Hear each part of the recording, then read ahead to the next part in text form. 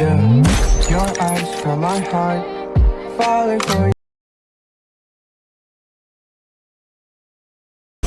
I wanna spend my life. Welcome back to my channel टेज क्यापकटमा हजुरलाई स्वागत छ। यस्तो भिडियोको प्रिभ्यू त अलरेडी हेर्नु नै भयो होला। हजुरले पनि यस्तो खालको भिडियो सजिलैसँग बनाउन सक्नुहुन्छ र यस्तो खालको भिडियो बनाउनको लागि चाहिँ क्यापकट चाहिँ इन्स्टल गरिदिनुपर्छ। हजुरले सजिलैसँग प्ले स्टोरबाट सजिलैसँग पाउन सक्नुहुन्छ। हजुरले इन्स्टल गरिसकेपछि क्यापकटमा क्लिक गर्नु होला। स्किप नगरिकन हेर्नु होला, कृपया हजुरले बुझ्नु हुँदैन, त्यसले स्किप नगरिकन हेर्नु होला। सो गरिसकेपछि न्यू प्रोजेक्टमा क्लिक गर्नु होला। न्यू प्रोजेक्टमा क्लिक गरिसकेपछि फेरि फोटोमा जानु होला। सिम्पली फोटोमा गइसकेपछि हामीले टोटल 11वटा फोटो सिलेक्ट गर्नुपर्ने हुन्छ। हामीले मैले फोटो 11वटा सिलेक्ट गर्ने चाहिँ यहाँ देख्न सक्नुहुन्छ हजुरले। सो सिलेक्ट गरिसकेपछि एड अप्सनमा क्लिक गर्नु होला। एड अप्सनमा क्लिक गरिसकेपछि अब फर्स्टमा हामीले फर्मेट दिनुपर्ने हुन्छ। स्क्रल डाउन गर्नु होला र फर्मेटमा क्लिक गरेर 60:9 को रेसियो दिनु होला। दिइसकेपछि फेरि ब्याक आउनु होला। आइसकेपछि अब हामीले अल फोटोलाई हामीले रोटेट गर्नुपर्ने हुन्छ।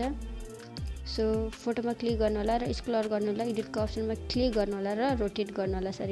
फेरि नेक्स्ट फोटोलाई पनि क्लिक गरेर यसरी स्क्रल गरेर र एडिटको अप्सनमा क्लिक गरेर रोटेट गर्नु होला। फेरि नेक्स्ट फोटोलाई पनि त्यसै गर्नु होला। सो नेक्स्ट फोटोलाई पनि त्यसै रोटेट गर्नु होला। फेरि नेक्स्ट फोटोमा क्लिक गरेर स्क्रल गरेर एडिटको अप्सन खोजेर रोटेटमा क्लिक गर्नु होला। फेरि नेक्स्टमा पनि त्यसै गर्नु होला। सो अल फोटोलाई हामीले रोटेट गर्नुपर्ने हुन्छ अनि राम्रो देखिन्छ हाम्रो फोटो। स्टेप बाई स्टेप सिक्नु होला। सो मेरो स्टेपलाई फलो गर्नुभयो भने हजुरको फोटोको बिट पनि मिल्नेछ, त्यसैले यो स्टेपलाई फलो गर्नु होला। सो हजुरले यहाँ देख्न सक्नुहुन्छ इन्डिकलाई सिलेक्ट गरेर डिलिट गरिदिनु होला। गरिदिइसकेपछि यहाँ देख्न सक्नुहुन्छ अब हामीले फोटोलाई फिट गर्नुपर्ने हुन्छ। यो जो फोटो फिट नै रहेको छ, त्यही पनि यसरी फिट छैन भने हजुरको यहाँनिर देख्न सक्नुहुन्छ हजुरको फिट छैन भने यसलाई फोटोमा क्लिक गर्नु होला र क्लिक गरिसकेपछि 2 फिङ्गर मद्दतले जुम गर्नु होला। फेरि जुम गर्नु होला। यसरी नै 2 फिङ्गरको मद्दतले फोटोमा क्लिक गरेर कुन फोटोलाई फिट गर्ने हो फोटोमा क्लिक गरेर हजुरले जुम गर्नु होला। 2 फिङ्गरको मद्दतले यसरी जुम गर्नु होला अल फोटोलाई। सो जुम गर्नु होला। गरिसकेपछि फेरि स्टार्टिङ पोजिसनमा आउनु होला। आइसकेपछि अब हामीले फोटोलाई ड्युरेसन दिनुपर्ने हुन्छ। फर्स्ट फोटोको ड्युरेसन रहेको छ 1.5 सेकेन्ड रहेको छ र सेकेन्ड फोटोको ड्युरेसन रहेको छ 0.5 सेकेन्ड र थर्ड फोटोको ड्युरेसन रहेको छ 0.8 सेकेन्ड र फोर्थ फोटोको ड्युरेसन रहेको छ 3.0 सेकेन्ड रहेछ। यसलाई चाहिँ के गर्नु पर्दैन हामीले। र 5 नम्बर फोटोको ड्युरेसन रहेको छ 1.1 सेकेन्ड र त्यसै गरी 6 नम्बर फोटोको ड्युरेसन रहेको छ 2.2 सेकेन्ड रहेको छ। त्यसै गरी 7 को 1.3 सेकेन्ड, त्यसै गरी 8 को 0.5 सेकेन्ड रहेको छ। सो त्यसै गरी 9 को 2.4 सेकेन्ड रहेको छ।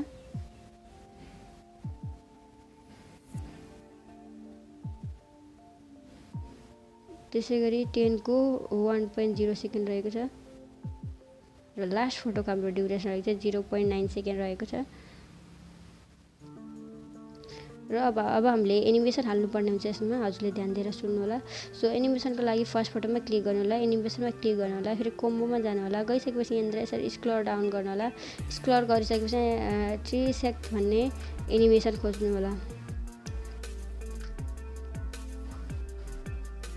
यसरी स्क्रल गर्नु होला। यहाँ देख्न सक्नुहुन्छ हजुरले पनि 3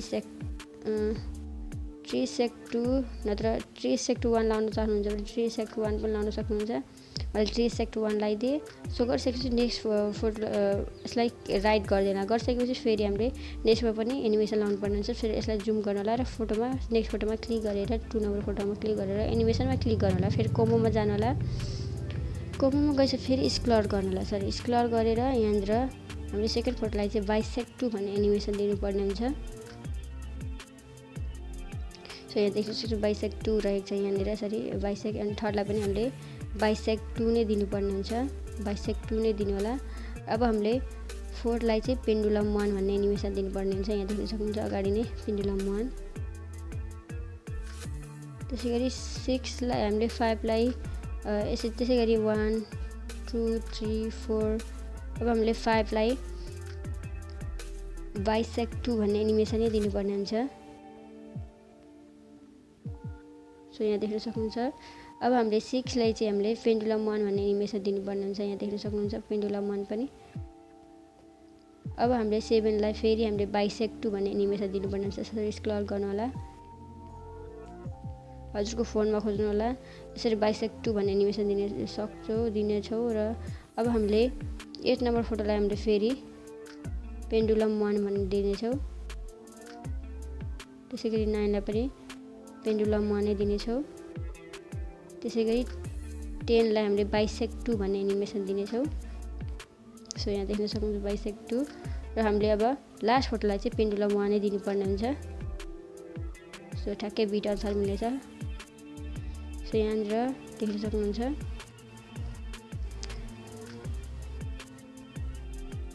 लास्ट फोटोलाई हामी पेन्डुलम नै दियौँ सो गरिसकेपछि यहाँ देख्न सक्नुहुन्छ अब हामीले यहाँनिर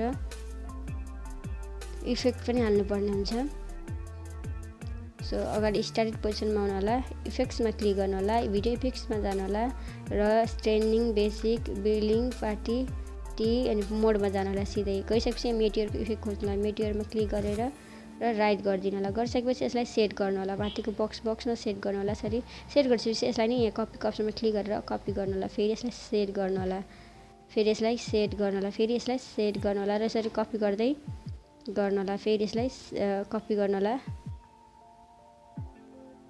र यसलाई फेरि हामीले कपी गर्नु होला र यसरी सेट गर्नु होला ट्रिम गर्दा फेरि यसलाई कपी गरेर फेरि ट्रिम गर्दै सेट गर्नु होला फेरि यसलाई कपी गर्नु होला फेरि ट्रिम गर्दै सेट गर्नु होला फेरि यसलाई कपी गर्नु होला र फेरि ट्रिम गर्दै सेट गर्नु होला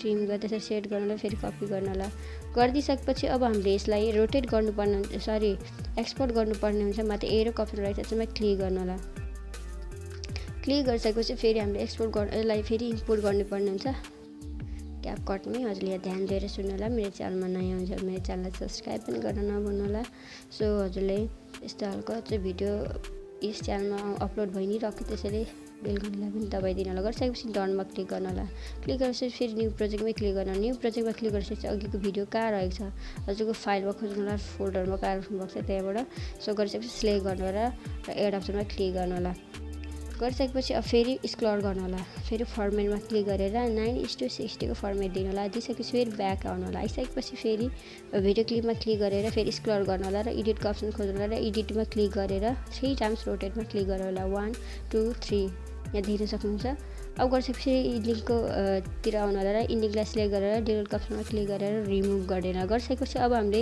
यसलाई ब्याकग्राउन्ड म्युजिक एड गर्नुपर्ने हुन्छ एड अडियोमा क्लिक गर्नु होला र एक्सट्र्याक्टमा क्लिक गर्नु होला हजुरले ब्याकग्राउन्ड म्युजिकको लिङ्क चाहिँ डिस्क्रिप्सनमा राखिदिनुहोस् त्यहाँबाट हजुरले डाउनलोड गर्न सक्नुहुन्छ यो भिडियो चाहिँ कम्प्लिट ट्युटोरियल बुझेर डाउनलोड गर्नु होला सो ब्याकग्राउन्ड म्युजिक सिलेक्ट गर्नु होला आफ्नो फाइलमा रहेको गरिसकेपछि इनपुट साउन्ड अन्लीमा क्लिक गर्नु होला गरिसकेपछि यहाँ देख्न सक्नुहुन्छ हजुरले पनि सो गरिसकेपछि हाम्रो भिडियो एकदम तयार भइसकेको छ सो हजुरले चाहिँ यसलाई ग्यालेरीमा सेभ गर्नको लागि चाहिँ माथि एरोको अप्सन रहेछ त्यसमा क्लिक गर्नु होला so thank you so much next भिडियोमा भेटौँला अब